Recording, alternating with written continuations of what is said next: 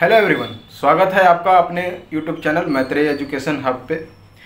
हम लोग environment start कर चुके थे और इन्वायरमेंट का एक लेक्चर यानी डे फर्स्ट का हमने काम कर चुका था और उस दिन हमने आपको बताया था कि इन्वायरमेंट एंड इकोलॉजी हमने आपको बताया था, जो चैप्टर नंबर 1 भी है शंकर IAS बुक का, और हमने उसको NCERT प्लस NIOS का जो बुक है उससे कॉम्प्लीमेंट करके वो लेक्चर प्रिपेयर किया था। और साथ में जितने भी लेक्चर्स हैं वैसे ही मैं प्रिपेयर करते जा रहा हूं। और आप देख रहे हो खुद ही कि ये हैंड रिटन नोट्स है और बहुत ही इंपॉर्टेंट जो क्रूशियल पॉइंट्स है उसको मैंने मेंशन किया है, और बाकी जो अननेसेसरी की चीज़ें हैं उसको मैंने अवॉइड किया है।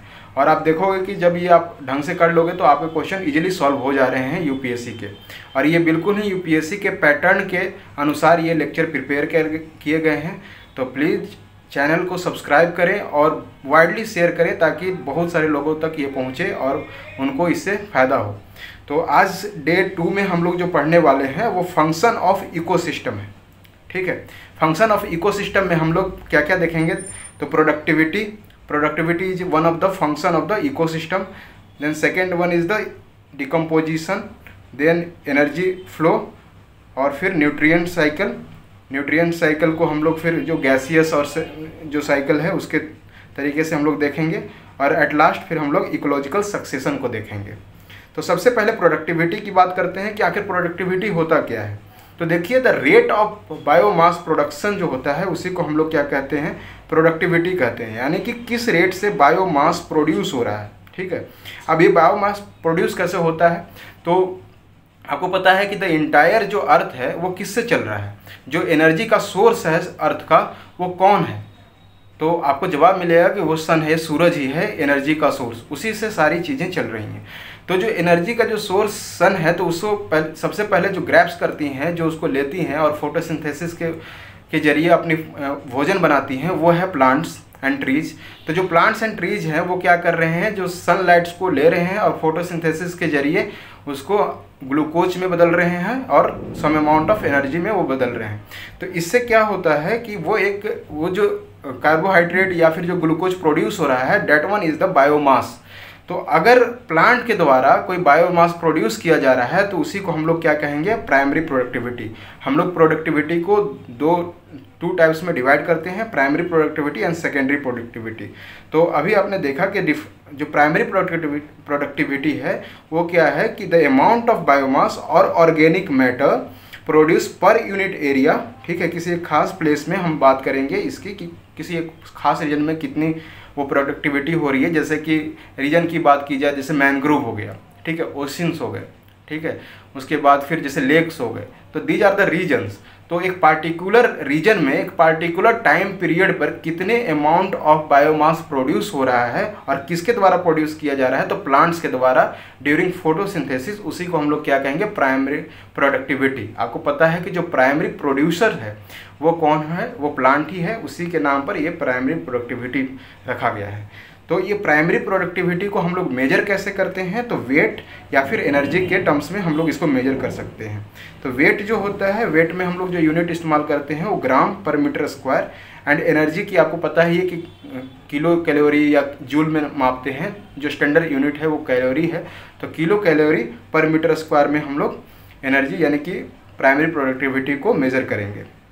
अभी जो प्राइमरी प्रोडक्टिविटी है वो कुछ चीज़ों पर डिपेंड करती है, जैसे कि ये नंबर ऑफ प्लांट और मतलब कि जो ट्रीज हैं वो कितने नंबर्स में अवेलेबल हैं। तो ये जो number of plant and trees जो अवेलेबल है इस पर भी ये डिपेंड करता है प्राइमरी प्रोडक्टिविटी। जितने ज़्यादा अमाउंट में प्लांट्स और वहाँ पे ट्रीज होंगे किसी रीजन में, उतनी ज़्यादा वहाँ की प्राइमरी प्रोडक्टिविटी होगी। और उसके बाद फिर नेक्स्ट जो है किस पे डिपेंड करता है? तो न्यूट्रिएंट्स। उनको न्यूट्रिएंट्स कैसा मिल रहा है? जो सॉइल से वो न्यूट्रिएंट्स ले रहे हैं वो किस तरह के न्यूट्रिएंट्स ले रहे हैं? क्या वो सॉइल इनरिच्ड है न्यूट्रिएंट्स में?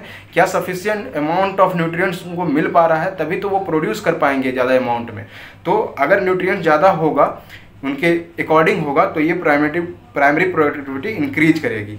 और फिर फोटोसिंथेसिस का रेट पर भी ये डिपेंड करता है कि अगर फोटोसिंथेसिस की कैपेसिटी उनकी कितनी है। अगर वो कैपेसिटी ज़्यादा होगी तो प्राइमरी प्रोडक्टिविटी भी ज़्यादा होगी। तो ठीक है, तो these are factors on which primary productivity depends on. उसके बाद जो सेकेंडरी प्रोडक्टिविटी की बात करें तो ये है the rate of formation of new organic matter bye consumers. Consumer किस अमाउंट से, किस रेट से है ना, नए ऑर्गेनिक मैटर बना रहे हैं। नए ऑर्गेनिक मैटर कहने का मतलब आपको पता है कि जो प्लांट्स को है कुछ एनिमल्स और जो ह्यूमन बीइंग क्या करते हैं, कंज्यूम करते हैं। कंज्यूम करने से क्या होता है कि वो अपनी एक एनर्जी प्रोड्यूस करते हैं और उनका ग्रोथ होता है। तो वो जो ग्रोथ हो रहा है वो भी क्या एक ऑर्गेनिक मैटर में ही हो रहा है। तो ये जो rate of formation of new organic matter जो बन रहा है उससे, उसी को क्या कहेंगे, सेकेंडरी प्रोडक्टिविटी कहेंगे। यहाँ पर एक बात ध्यान देने योग्य है कि जो ओशन है और जो लैंड है, दोनों की हम प्रोडक्टिविटी की कंपैरिजन करें तो जो लैंड की प्रोडक्टिविटी है वो ओशन से कहीं ज़्यादा होता है। ये हमेशा आप अपने दिमाग में बैठा कर रखें। और इस पर 2013 में यूपीएससी में क्वेश्चन भी पूछा गया था। आप ये देखिए, नेचर ऑफ द क्वेश्चन देखिए कि किस तरह से ये क्वेश्चन पूछा गया था।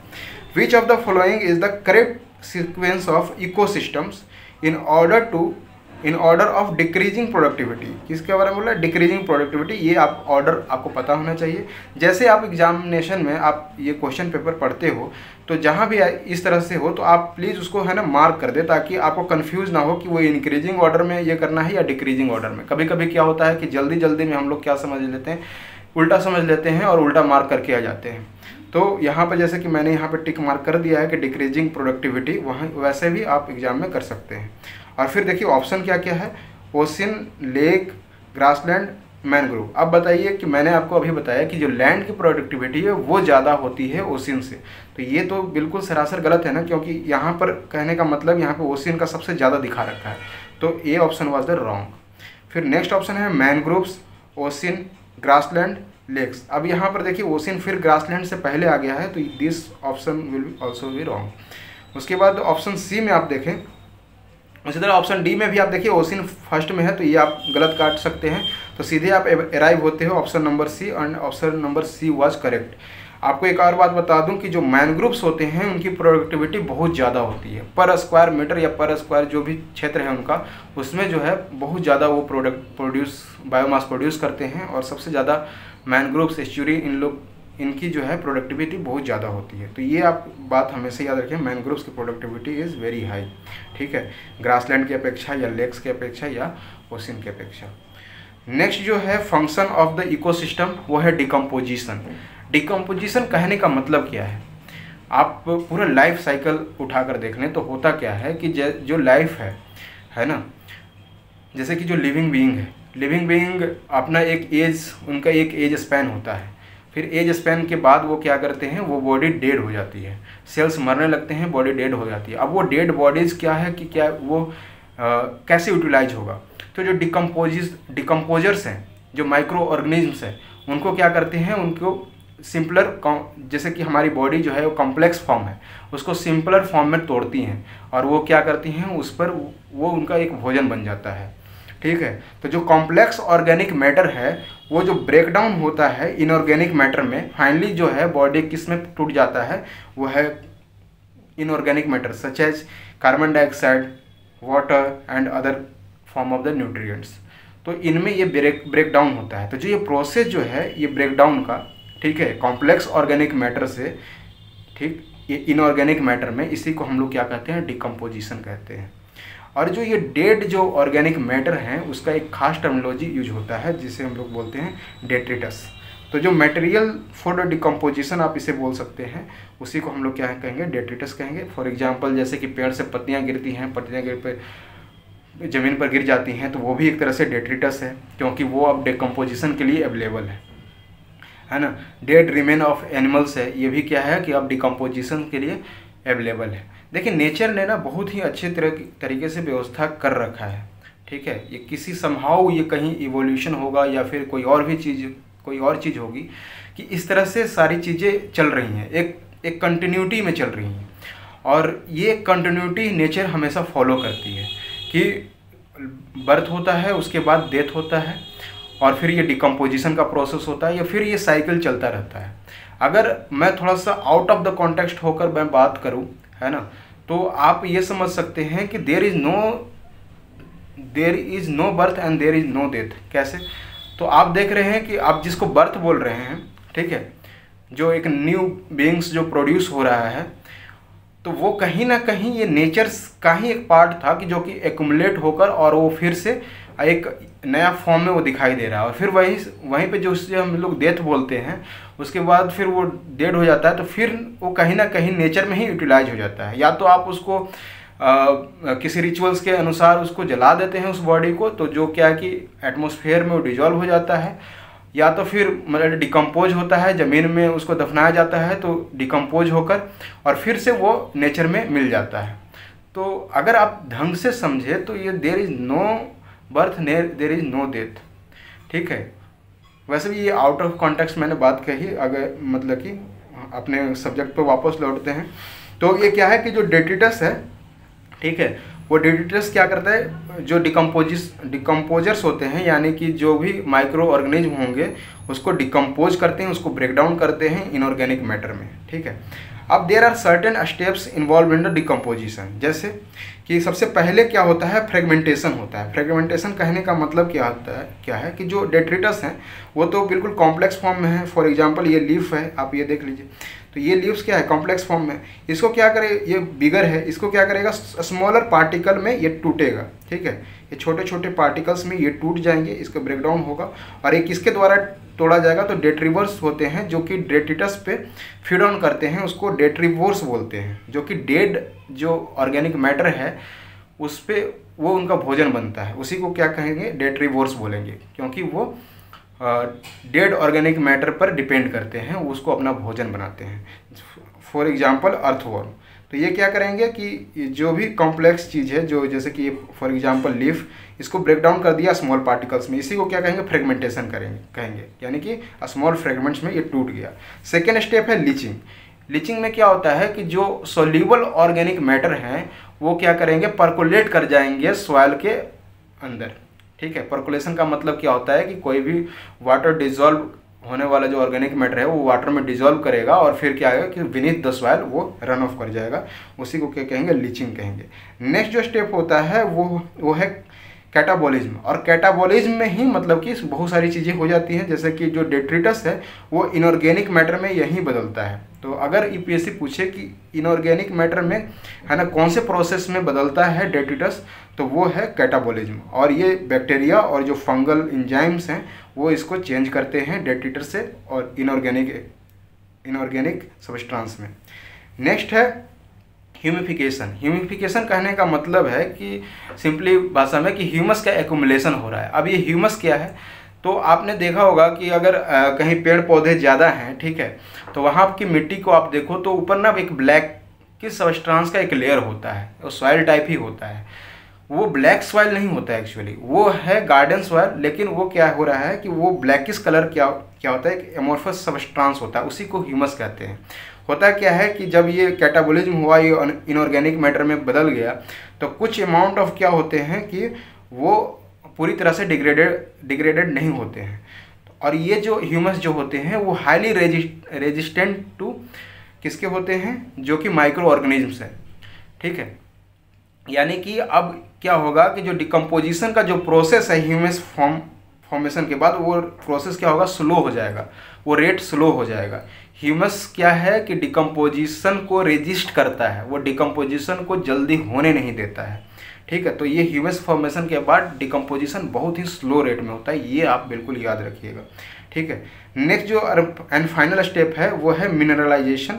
और इसमें क्या होता है कि जो ह्यूमस जो थे वो जो स्लो रेट से डिग्रेड कर रहे थे, वो फाइनली क्या हो जाता है कि बिल्कुल वो इनऑर्गेनिक मैटर में चेंज हो जाते हैं और ये इनऑर्गेनिक मैटर रिलीज हो जाता है उनसे, ठीक है, back to the environment, back to the nature, ठीक है। यहाँ पर आप बिल्कुल एक बात पॉइंट आप याद रखें कि जो डिकम्पोजिशन है वो लार्जली क्या है, ऑक्सीजन रिक्वायरिंग प्रोसेस है, ठीक है। यानी कि ये बिना ऑक्सीजन का, यानी कि अगर ऑक्सीजन जितना कम होगा उतना ही स्लो रेट से डिकम्पोजिशन होगा, ऑक्सीजन ज़्यादा होगा तो डिकम्पोजिशन का रेट उतना ही फास्ट होगा, ठीक है। So decomposition is largely an oxygen requiring process, ठीक है।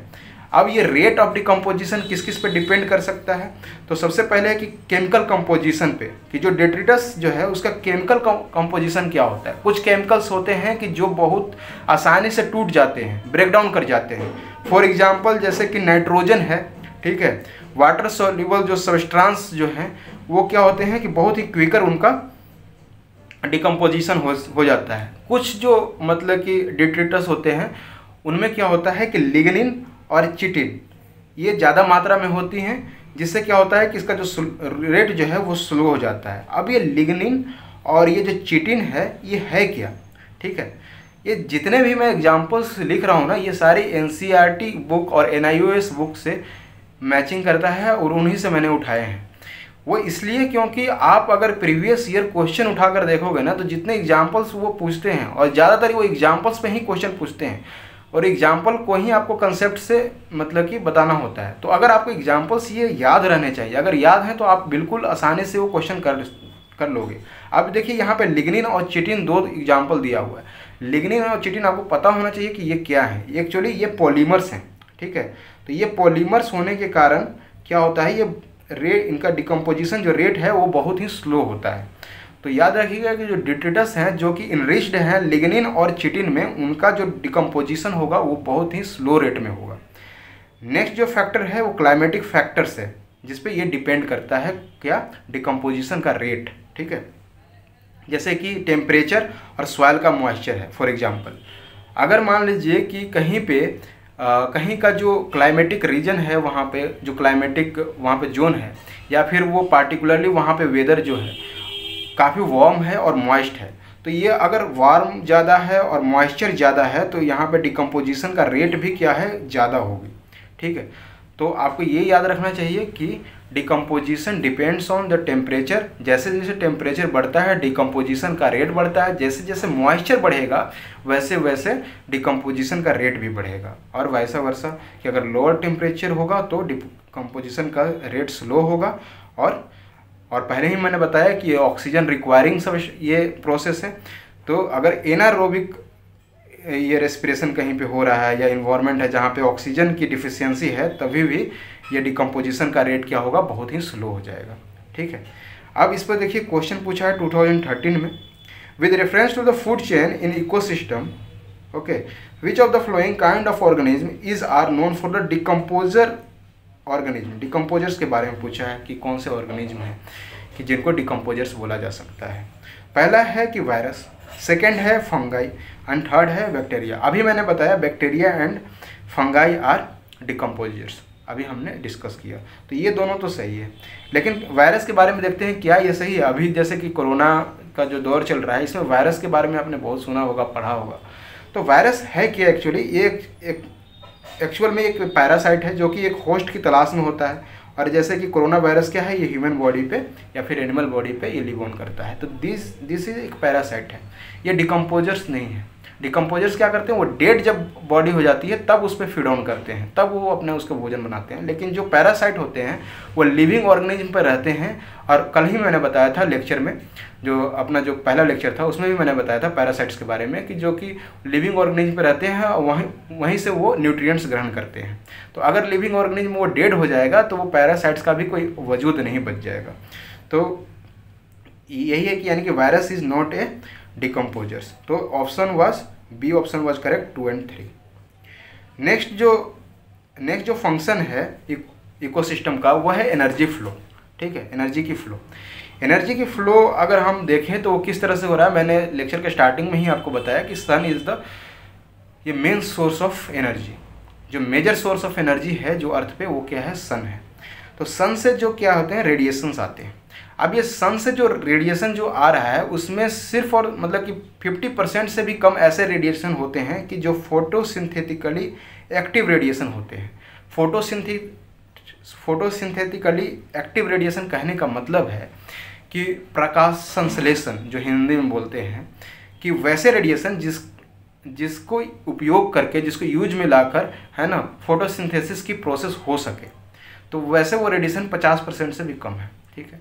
अब ये 50% से कम रेडिएशन में भी ये सिर्फ और सिर्फ जो प्लांट और जो ट्रीज हैं ओनली 2 to 10% ही कैप्चर कर पाते हैं। किसका, जो 50% जो आ रहा है उसका 2 और 10%, यानी फोटोसिंथेटिकली एक्टिव रेडिएशन है उसका मात्र 2 और से 10% ही वो कैप्चर कर पाते हैं प्लांट्स और ट्रीज।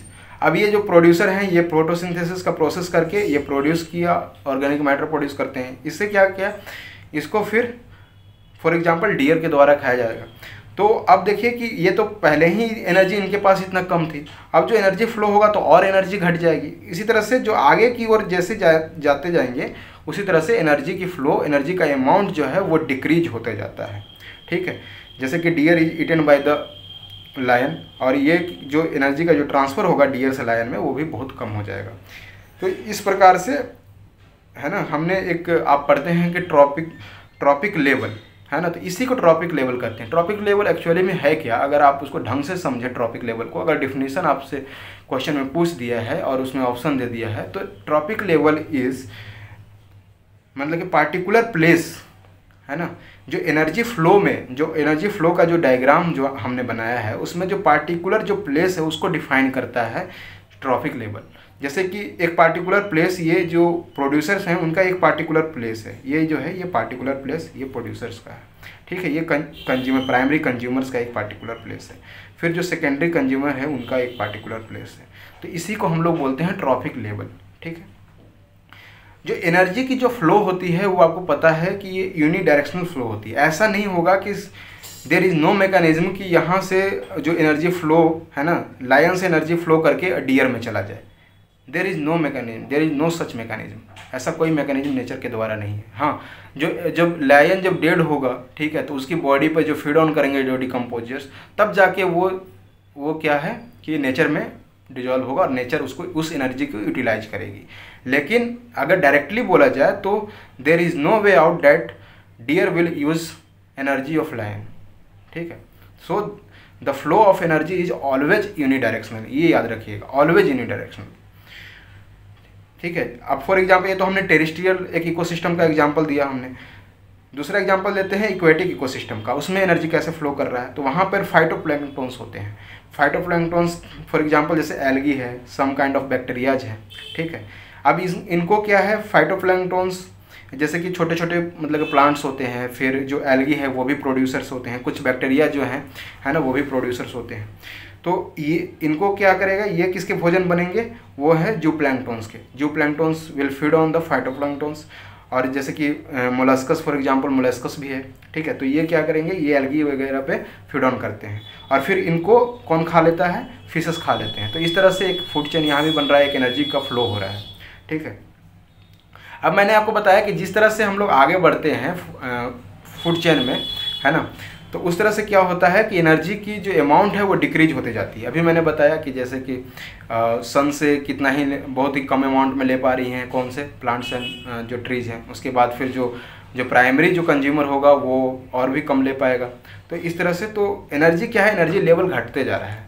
तो एनर्जी का जो फ्लो घटते जाता है, इसके वजह से क्या होगा कि जो ट्रॉपिक लेवल आप देखोगे वो 6 से कभी ज़्यादा नहीं होगा, सेल्डम ऑकर्स है ना, मोर देन 6 है ना, तब तक 6 तक आते आते सारी एनर्जी खत्म हो जाती है। ठीक है, तो ये हमने देखा। अब देखते हैं कि ट्रॉपिक लेवल का इंटरेक्शन किस किस प्रकार से होता है। तो देयर आर 3 वेज है ना। First one is the food chain, दूसरा है फूड वेव एंड तीसरा है इकोलॉजिकल पिरामिड्स। एक एक करके सबको समझते हैं। फूड चेन है ना, फूड चेन आप देखोगे तो अगर सही मायने में हम देखें तो food chain is seldom occurs in nature. वो फूड चेन अगर होता ही नहीं है, क्योंकि फूड चेन जो हम लोग बात कर रहे हैं वो एक पार्टिकुलर एक मतलब कि एक सिंगल फ्लो ऑफ एनर्जी की बात कर रहे हैं है ना। यहाँ पे कोई वेव फॉर्म नहीं हो रहा है।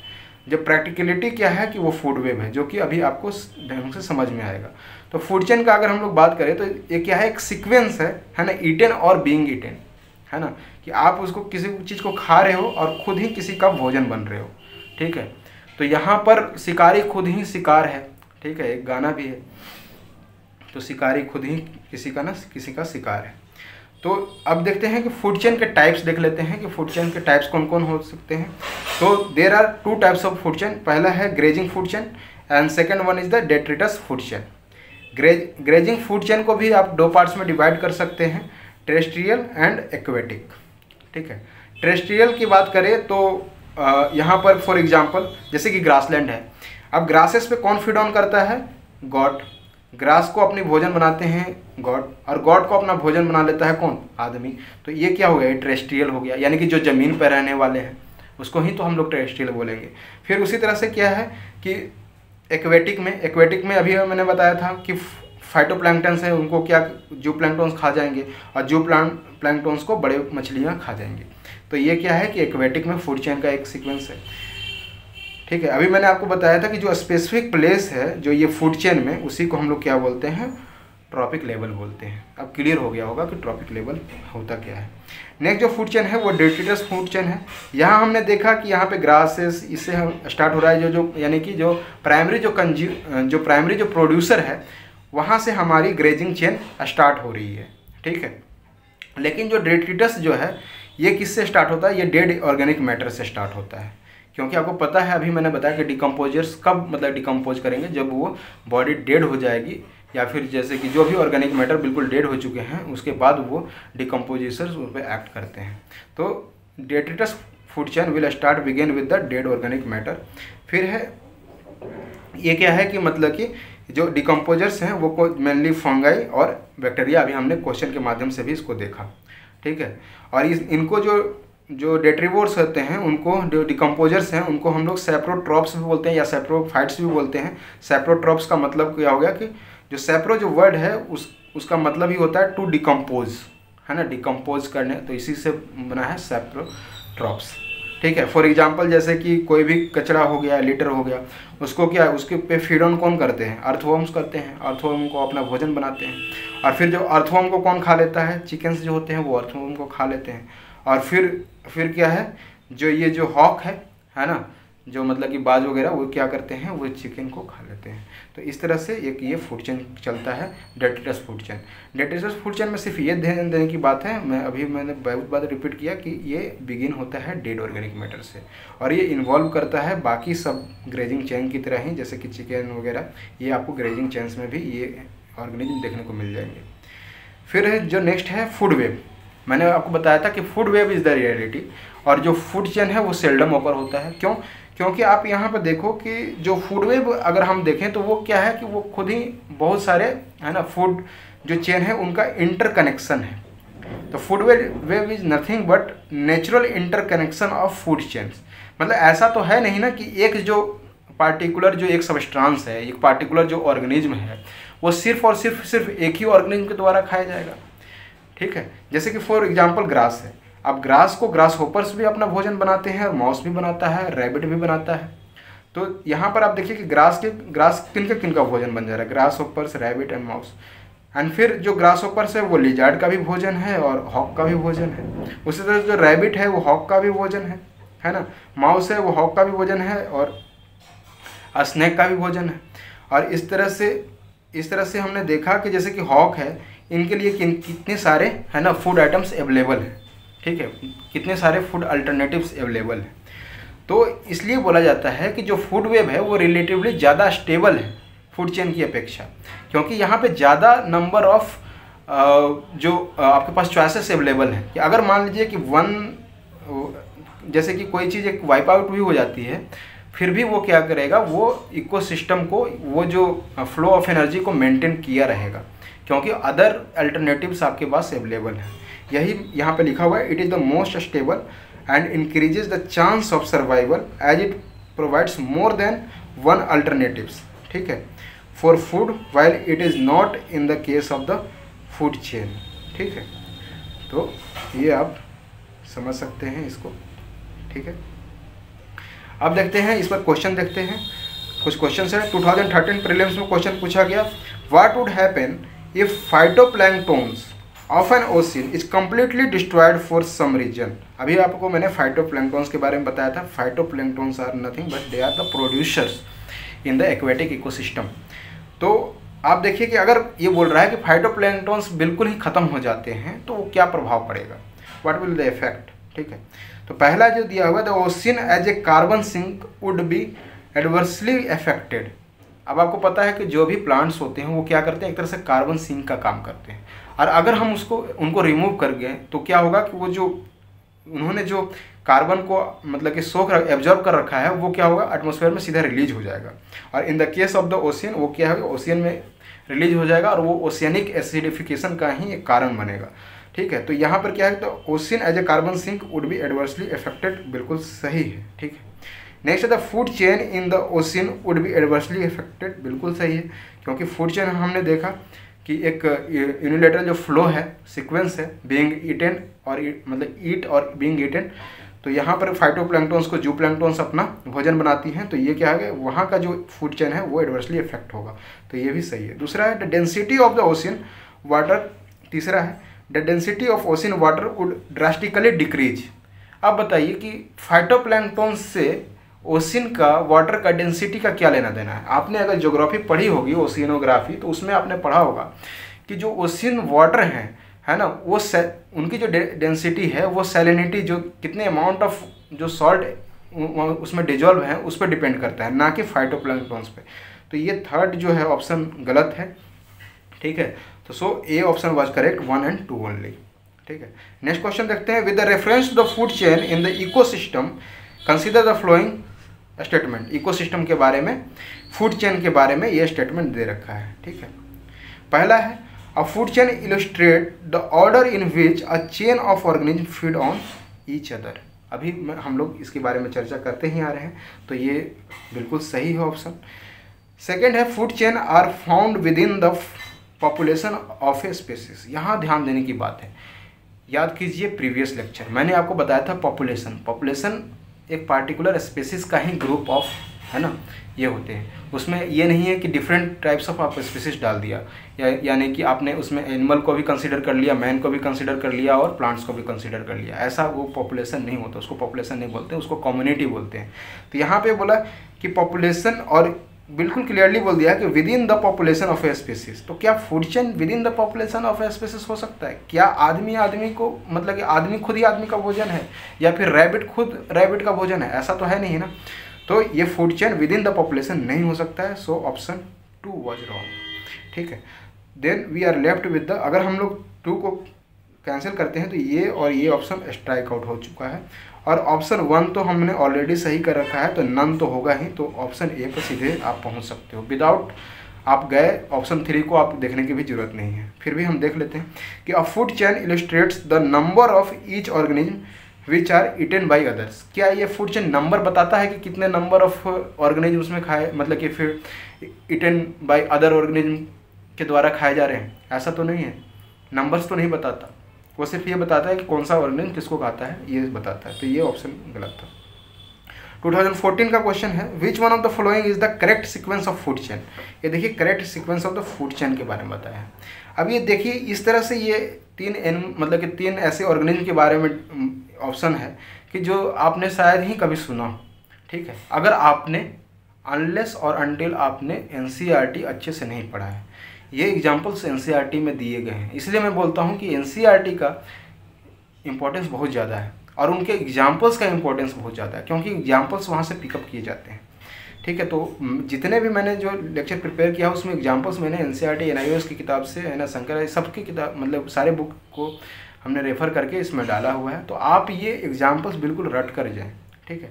यहाँ पर देखिए डायटम्स, क्रूस्टेशियंस और हेरिंग्स। अब इनका मतलब आपको तो पता नहीं है, ठीक है। हो सकता है कि आपको पता हो, लेकिन बहुत सारे लोग होंगे कि जिनको नहीं पता होगा। मैं बताता हूँ, जो डायटम्स होते हैं वो एक तरह से एल्गी होते हैं, ठीक है। These are the algae. Crustaceans होते हैं, ये आर्थ्रोपोड्स होते हैं। आर्थ्रोपोड्स का मतलब कि जिनका वैसे मतलब कि ओशियनिक या फिर लैंड की जिनके थोड़े से पैर ऐसे निकले होते हैं, जैसे क्रैब वगैरह हो गया। और हेरिंग्स जो होते हैं वो फिशेस होते हैं, स्मॉल फिशेस, है ना। तो अगर सीक्वेंस देखा जाए तो सही में एल्गी को कौन, है ना, ये क्रैब्स वगैरह खाते हैं, जो छोटे छोटे जूप्लैंक्टन्स जो मैंने आपको बताया था वो खा लेते हैं, वो फीड ऑन करते हैं एल्गी पर, है ना। क्योंकि algae is also comes into the phytoplanktons के ही मतलब कि ट्रॉपिक लेवल पर ये आते हैं। और फिर जो ये छोटे जो मतलब कि ऑर्गेनिज्म हैं उनको बड़ी मछलियाँ, ये जो मछलियाँ एक्चुअली वो खा जाती हैं। तो ऑप्शन ए वाज राइट इसमें, ठीक है। नेक्स्ट हम लोग देखते हैं ecological pyramids. Ecological pyramids actually है क्या? जो भी हम अभी फूड चेन को देखते आ रहे हैं, है ना, उसमें हमने बताया था कि पार्टिकुलर जो फूड जो चेन है उसमें पार्टिकुलर जो पोजीशन जो रखता है उसी को हम लोग क्या बोलते हैं? ट्रॉफिक लेवल बोलते हैं। अब ये ट्रॉफिक लेवल को डायग्रामेटिक वे में रिप्रेजेंट करने का एक तरीका है इकोलॉजिकल पिरामिड्स, ठीक है। इकोलॉजिकल पिरामिड्स 3 टाइप्स के होते हैं। Pyramids of number, pyramids of biomass and pyramids of energy. Pyramids of जो नंबर है ये दोनों तरीके के हो सकते हैं, अपराइट भी हो सकता है और इन्वर्टेड भी हो सकता है। फॉर एग्जांपल अपराइट्स कब होगा, जैसे कि आप पता है कि जो ये पिरामिड ये ट्रायंगुलर शेप का होता है, ठीक है। तो ये ट्रायंगुलर शेप है, तो इसमें हम देख रहे हैं कि जैसे जैसे आप लोग ऊपर जा रहे हैं, ऊपर ट्रॉपिक लेवल में ऊपर की ओर जा रहे हैं, तो ये क्या है कि इसका एरिया कम होते जा रहा है, यानी कि कम नंबर का होते जा रहा है। तो फॉर एग्जांपल अगर ग्रासलैंड की बात करें तो ग्रासलैंड में ग्रासेस की अमाउंट ज़्यादा है, नंबर्स ज़्यादा हैं ग्रासेस की, तो ये क्या है, ये बेस पर आ जाएंगी, ठीक है। और जैसे जैसे हम लोग ऊपर बढ़ेंगे तो ग्रास हॉपर्स उससे कम नंबर्स में होंगे, रैट्स उसके कम नंबर्स में होंगे, स्नैक्स उससे भी कम नंबर्स में होंगे और पीकॉक भी उससे और कम नंबर्स में होंगे। तो इस तरह से ये अपराइट पिरामिड बनेगा। उसी तरह से जो इन्वर्टेड पिरामिड है वो एक एग्जाम्पल लें कि मान लीजिए कि एक ट्री है, ठीक है। अब वो एक सिंगल ट्री है, ठीक है, एक नंबर, ठीक। नंबर यहाँ पर नंबर ऑफ ट्रीज क्या है, सिंगल है। उस पर वो एक सिंगल ट्री पे तो बहुत सारे बर्ड्स हो सकते हैं ना, बहुत सारे इंसेक्ट्स हो सकते हैं। तो यहाँ पर देखिए कि बर्ड्स का जो नंबर है इंक्रीज कर रहा है। उसके बाद जो बर्ड्स पे जो पैरासाइट जो लिव ऑन कर रहे हैं वो उनकी तादाद और भी ज़्यादा हो सकती है, और जो हाइपर पैरासाइट्स है उनकी तादाद और भी ज़्यादा हो सकती है। तो ये क्या है, इन्वर्टेड, ठीक है। तो इस तरह से ये इन्वर्टेड हो गया।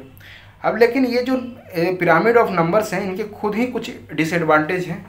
कि क्या क्या डिसएडवांटेज हैं, तो सबसे पहला क्या है कि does not take into account of fact that the size of organism being counted in each trophic level can vary. जैसे कि इन्होंने क्या किया, सिर्फ नंबर्स के आधार पे ये किया, लेकिन ऐसा भी तो हो सकता है कि साइज बड़ा हो, ठीक है। अब ये जो ट्री की बात कर रहे हैं हम लोग, ऐसा तो ये हो सकता है कि ये जो ट्री जो है वो पूरा मतलब कि कई किलोमीटर में फैला हुआ हो। क्या ऐसा है कोई एग्जाम्पल है? एग्जाम्पल ये जो कलकत्ता में आप जाओगे, कलकत्ता में वहाँ पे गार्डन में जूलॉजिकल शायद गार्डन है, मैं एक्चुअली कंफर्म नहीं हूँ, तो वहाँ पे जो बोटेनिकल गार्डन जो भी है, तो वहाँ पे एक ट्री है जो कि दुनिया का सबसे ज़्यादा मतलब कि बड़ा उसका कैनोपी है। वो करीब करीब मतलब कि बहुत सारे मतलब कि नंबर्स ऑफ किलोमीटर में फैला हुआ है। तो समझिए कि एक पार्टिकुलर ट्री, सिर्फ एक ट्री, उसकी साइज़ कितनी बड़ी हो सकती है। जैसे वेल की बात करें तो उसकी साइज़ कितनी बड़ी है, तो ये साइज़ को मतलब कि अकाउंट में नहीं लेता है, ठीक है। तो ऐसा भी हो सकता है कि ये साइज़ ट्री का इतना बड़ा है, ठीक है। तो इसके लिए क्या है कि उनके अनुसार जो नंबर ऑफ जो बर्ड्स होंगे वो कम ही होंगे, है ना, उसके कंपैरिजन में। अगर साइज़ की बात की जाए, अगर पूरे बर्ड्स की साइज़ की बात की जाए और वो ट्रीज के बारे में बात की जाए, तो ये नंबर्स को ही सिर्फ अकाउंट में लेता है, साइज को अकाउंट में नहीं लेता है। This is one is the disadvantage of the number of pyramids, ठीक है, pyramid of number. Does not, second disadvantage है ये स्ट्रक्चर को नहीं बताता है ना। ट्रॉपिक लेवल का स्ट्रक्चर क्या है, ट्रॉपिक का कहने का मतलब है कि वो किस तरह से स्ट्रक्चरली अरेंज्ड है, कौन से ट्रॉपिक लेवल पर मैन है, कौन से ट्रॉपिक लेवल पर सिर्फ एनिमल है, ऐसा तो है नहीं। मैन अगर आप रखो तो वो हर एक ट्रॉपिक लेवल पर, सिर्फ प्रोड्यूसर को छोड़ाकर हर एक ट्रॉपिक लेवल पर आ जाता है, तो उसके बारे में भी ये नहीं बताता है, ठीक है। नेक्स्ट है पिरामिड ऑफ बायोमास। अब क्या है कि पिरामिड ऑफ नंबर था, इसमें डिसएडवांटेज थे, तो उसके बाद पिरामिड ऑफ बायोमास लाया गया। इसमें क्या करते हैं हम लोग, वेट कंसिडर करते हैं, वो भी ड्राई वेट, ठीक है। तो ये क्या है, इससे मोर एक्यूरेट है, ठीक। ये भी अपवर्ड और इन्वर्टेड दोनों हो सकता है। अपवर्ड में जैसे कि प्रोड्यूसर्स का मान लीजिए कि इनका वेट काफ़ी ज़्यादा है, तो ये आप सबसे बेस में रखोगे, और फिर हर्बीवोर्स, फिर कार्निवोर्स, फिर टर्शियरी जो कंज्यूमर्स हैं वो आ जाते हैं। फिर इन्वर्टेड में भी आप इस तरह से, जैसे प्रोड्यूसर्स हो सकता है कि उनकी जैसे, और ये जो इन्वर्टेड जो बायोमास है वो जनरली आपको किस में दिखाई देते हैं, ओशियन में दिखाई देते हैं, यानी एक्वेटिक वाले इकोसिस्टम में दिखाई देते हैं। कि कैसे, तो यहाँ पर आप देख लीजिए कि यहाँ पे हम लोग क्या वेट कंसीडर कर रहे हैं ना, तो आप फाइटोप्लैंक्टन्स को वहाँ पर देखोगे ओशियन में, तो अगर पूरे उनके ड्राई वेट की अगर आप मेजरमेंट करोगे तो उनका वो कम होगा जो जू प्लैंक्टन से, ठीक है। तो जो ओशियन में क्या है, इसलिए ये इन्वर्टेड होता है, ठीक। नेक्स्ट हम लोग देखते हैं pyramid of energy. Pyramid of energy क्या है, ये इन्वर्टेड मतलब कि ये कभी इन्वर्टेड नहीं होता, हमेशा इरेक्ट यानी कि अपवर्ड होता है। क्यों? क्योंकि यहाँ पर जैसे जो फ्लो ऑफ एनर्जी जो होगी वो कम ही होती जाती है, कभी इंक्रीज नहीं करती है। मैंने आपको लेक्चर के स्टार्टिंग में ही बताया था। फॉर एग्जांपल जैसे कि मान लीजिए कि प्रोड्यूसर्स ने 1000 किलो कैलोरी यूज किया है, ठीक है। तो जो नेक्स्ट लेवल पर जो एनर्जी ट्रांसफ़र होगी वो सिर्फ 10% ही इसका ट्रांसफ़र होगा। इसी को बोलते हैं एनर्जी फ्लो का 10% रूल, ठीक है। तो कहीं 10% रूल लिखा मिल गया आपको, तो वो समझिए कि एनर्जी फ्लो की ही बात कर रहा है। तो आप देखिए कि 1000 का 10% सिर्फ यहाँ पर आया, यानी कि 100 आया है। इसका 10% 10, ये नेक्स्ट लेवल पर, और उसका भी 10% एक ये आया है। तो यानी कि एनर्जी हमेशा कम होती जा रही है, इसलिए ये जो पिरामिड होगा ऑलवेज अपराइट होगा।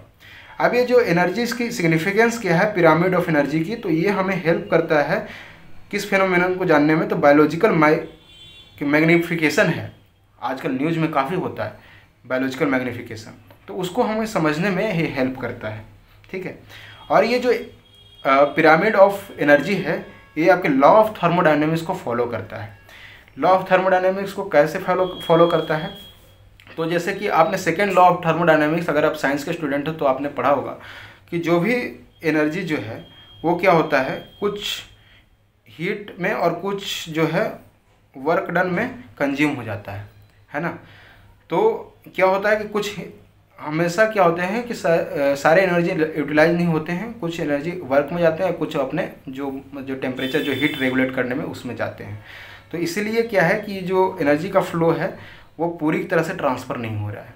ठीक है, नेक्स्ट देखते हैं कि लिमिटेशंस क्या क्या है इकोलॉजिकल पिरामिड में। तीनों इकोलॉजिकल पिरामिड हमने पढ़ लिया, फिर भी देयर आर सम लिमिटेशंस। पहला है it does not take into account of the some specific species belonging to 2 और मोर ट्रॉपिक्स। अभी हमने तीनों पढ़ लिया, लेकिन ये हमें बात समझ में नहीं आई कि जैसे कि फॉर एग्जांपल मैंने आपको बताया था कि वो एक से ज़्यादा ट्रॉपिक लेवल पर है, लेकिन इसको ये एड्रेस नहीं करता है। तो this one is the one of the limitation of the ecological pyramid. Second है does not accommodate food web. Food web की कोई बात नहीं की जा रही है, वही कि भाई कि फूड चेन को तो हमने देख लिया कि एक सिंगल स्ट्रैंड है, लेकिन फूड वेब में एक चीज़ को दो मतलब कि भोजन बना रहे हैं, या फिर एक चीज़ जो है वो 2 चीज़ों का भोजन बन रहा है, तो उसके बारे में ये बात नहीं करता। सेप्रोफाइट्स आर नॉट इंक्लूडेड, यानी जो डिकम्पोजर्स हैं वो तो इसमें इंक्लूडेड नहीं है। ठीक है, तो ये भी इसका एक लिमिटेशन है, ये आप तीनों पॉइंट याद रखिएगा। नेक्स्ट देखते हैं पोल्यूटेंट्स और ट्रॉपिक लेवल। अभी हमने आपको अभी बायोमैग्निफिकेशन के बारे में हमने देखा था, और मैंने आपको बताया कि जो ये एनर्जी जो फ्लो है ना, एनर्जी जो पिरामिड है वो हमें हेल्प करता है इसे समझने में। तो देखिए क्या होता है कि यहाँ पर 2 टर्मिनोलॉजी आपको जानने के लिए है, बायो एक्युमुलेशन और बायो मैग्निफिकेशन। बायो एक्युमुलेशन होता क्या है, जैसे कि कुछ पोल्यूटेंट्स ऐसे होते हैं कि जो नॉन डिग्रेडेबल होते हैं। नॉन डिग्रेडेबल कहने का मतलब क्या होता है कि ये क्या है कि जो ऑर्गेनिज्म है, जो माइक्रो ऑर्गेनिज्म है, उनके द्वारा मेटाबोलाइज नहीं किया जा सकता है ना। जो living organism can not metabolize, है ना, दिस टाइप ऑफ पोल्यूटेंट्स, उसको क्या कहेंगे, नॉन डिग्रेडेबल, है ना। तो ये क्या करते हैं, ये ट्रेवल मूवेबल होते हैं, ये ट्रेवल करते हैं। तो जैसे कि इन्वायरमेंट से अगर फर्स्ट ट्रॉपिक लेवल पर, जैसे मतलब कि फर्स्ट ट्रॉपिक लेवल कहने का मतलब यानी फूड चेन में जैसे इंटर करता है, तो जो इंट्रेंस है उसी को हम लोग क्या कहेंगे, बायो एक्युमुलेशन। तो how pollutants inter A food chain, उसी को हम लोग कहेंगे बायो एक्युमुलेशन। फॉर एग्जांपल जैसे कि वाटर इज ए इन्वायरमेंट, ठीक है, यहाँ में इसमें कुछ पोल्यूटेंट्स थे। आप जानते हैं यमुना बहुत ज़्यादा पोल्यूटेड हो चुकी है, गंगा बहुत ज़्यादा पोल्यूटेड हो चुकी है, और उससे क्या है कि प्लांट्स क्या है कि उनके वाटर को कंज्यूम करते हैं, तो उनके जो पोल्यूटेंट्स होंगे वो प्लांट्स में आ जाएंगे। अब ये जैसे ये प्लांट्स में इंटर किए, है ना, तो यानी ये फूड चेन में का हिस्सा बन गया है ये। अब ये इंट्रेंस को ही क्या कहेंगे, बायो एक्युमुलेशन। लेकिन जब ये ट्रांसफ़र होगा एक ट्रॉपिक लेवल से दूसरे ट्रॉपिक लेवल में, तो वो क्या होता है, उसकी एबिलिटी होती है पोल्यूटेंट्स की, वो कंसंट्रेट होता जाता है, यानी कि वो ज़्यादा कंसंट्रेटेड अमाउंट में आपको हायर ट्रॉपिक लेवल पर देखने को मिलेंगे, उसी को कहेंगे बायो मैग्निफिकेशन। मैग्निफिकेशन शब्द से ही आपको पता चलना चाहिए कि ये मैग्निफिकेशन यानी कि मैग्नीफाई यानी कि अमाउंट को बढ़ा रहा है। तो जैसे जैसे ट्रॉपिक लेवल से आप ऊंचाई पर जाते हो तो जो पोल्यूटेंट्स का जो लेवल है वो बढ़ता जाता है। इसीलिए ह्यूमन जो है, जो सबसे top of the tropical level पर बैठा हुआ है, सबसे ज़्यादा वनरेबल है ये बायो मैग्निफिकेशन, ये पोल्यूटेंट्स के लिए, है ना। इसलिए भी हमें, है ना, इन्वायरमेंट के बारे में सोचना चाहिए, क्योंकि हम खुद ही डिस्ट्रॉय हो रहे हैं। ठीक है, अब एक कंडीशन है बायो मैग्निफिकेशन की, हर एक जो पोल्यूटेंट्स हैं वो बायो मैग्निफिकेशन उसका नहीं हो सकता है। इनकी कंडीशन क्या क्या है, ये जो 4 कंडीशन है ये फुलफिल होने चाहिए कि वो लॉन्ग लिव्ड होना चाहिए, ठीक है, वो मोबाइल होना चाहिए यानी मूवेबल होना चाहिए, यानी कि उसकी जो मूवमेंट गति होनी चाहिए उसमें, एक ट्रॉपिक लेवल से दूसरे ट्रॉपिक लेवल पर जाएगा तभी तो बायो मैग्निफिकेशन होगा। या थर्ड है कि वो सोल्यूबल इन फैट होना चाहिए, क्योंकि अगर वाटर में सोल्यूबल है तो मान लीजिए कि जो प्लैंक्टॉन्स ने या फिर कोई प्राइमरी जो कंज्यूमर है उसको लिया, तो वाटर सोल्यूबल है तो वो वाटर सोल्यूबल होगा तो वो as a waste material body से निकल जाएगा, वो दूसरे ट्रॉपिक लेवल पर नहीं पहुंचेगा। इसलिए क्या है कि ये फैट में सोल्यूबल होना चाहिए, तभी जाके ये बायोमैग्नीफिकेशन होगा। फैट में सोल्यूबल हो जाएगा तो ये किसी भी प्रकार से बॉडी इसको डिस्चार्ज नहीं कर सकती है, वो आपके बायोमास में ही आ जाएगा। और लास्ट है कि ये बायोलॉजिकली एक्टिव होना चाहिए, वही वो मूवेबल होना चाहिए। बायोलॉजिकली एक्टिव का कहने का मतलब है कि वो रिएक्टिव भी होना चाहिए, ठीक है। तो ये हमने देख लिया। अब जो सबसे एक और बहुत ही ज़्यादा इम्पॉर्टेंट टॉपिक है इसमें, और जो नेक्स्ट फंक्शन है इकोसिस्टम का, वो है बायो जियोकेमिकल साइकिल, ठीक है। इससे हर एक साल है ना किसी फॉर्म में क्वेश्चन पूछे जाते हैं, ठीक है। तो बायो जियोकेमिकल जो साइकिल है, ठीक है, यहाँ पर हमने आपको बताया था जो कि एनर्जी का एक फ्लो हो रहा है, एक न्यूट्रिएंट्स का। तो न्यूट्रिएंट्स तो रिसाइकल हो जा रहा है, ठीक है। कैसे? जैसे कि लिविंग ऑर्गेनिज्म है, लिविंग ऑर्गेनिज्म जब डेड होगा तो इनऑर्गेनिक मैटर्स में तोड़े जाएंगे, है ना, और ये टूट कर फिर क्या चला जाएगा, ये रॉक्स में जो सॉइल्स हैं उसमें उसके पार्ट्स बन जाते हैं। तो देखिए कि जो कार्बन डाइऑक्साइड, नाइट्रोजन, हाइड्रोजन, ये ETC क्या है, ये नॉन लिविंग यानी कि रॉक्स, एयर, वाटर में जाके सम्मिलित हो गए। और फिर क्या होंगे कि फिर ये प्लांट के द्वारा कंज्यूम किए जाएंगे, ये न्यूट्रिएंट्स को लेगा प्लांट्स, और फिर प्लांट्स को अदर ऑर्गेनिज्म लेंगे, उन पर फीड ऑन करेंगे, तो फिर से ये लिविंग ऑर्गेनिज्म में आ गया। तो इस तरह से ये क्या है कि न्यूट्रिएंट्स का साइकिल चलता रहता है, इसीलिए इसको न्यूट्रिएंट साइकिल भी बोलते हैं, ठीक है। तो another name of the biochemical cycle is nutrient cycle. और जो एनर्जी की तो बात हमने की, तो उसमें तो क्या होता है कि हीट का लॉस हो जाता है, ठीक है। तो वो रिसाइकल हम नहीं समझ पाते कि वो रिसाइकल हो रहा है, क्योंकि बहुत सारे अमाउंट ऑफ एनर्जी जो क्या है कि वो अनयूटिलाइज हो रहा है और वो वेस्ट चला जा रहा है। न्यूट्रिएंट साइकिल है ना, based on the nature of the reservoir, ये दो तरीके के होते हैं। Based on the nature of the reservoir, reservoir का कहने का मतलब कि वो जहाँ पर एकोमुलेटेड है, जहाँ पर उनकी रिजर्व है, ठीक है। तो जैसे कि gaseous and sedimentary, these are the two types, ठीक है। गैसियस में जैसे कि हम लोग क्या क्या पढ़ेंगे, जो कार्बन साइकिल है, नाइट्रोजन है, ठीक है। तो इनकी रिजर्वायर कहाँ है भाई, एटमॉस्फेयर में है। और जो सेडिमेंट्री है, इनकी रिजर्वायर क्या है, जो तो रॉक्स में है ना, सॉइल में है।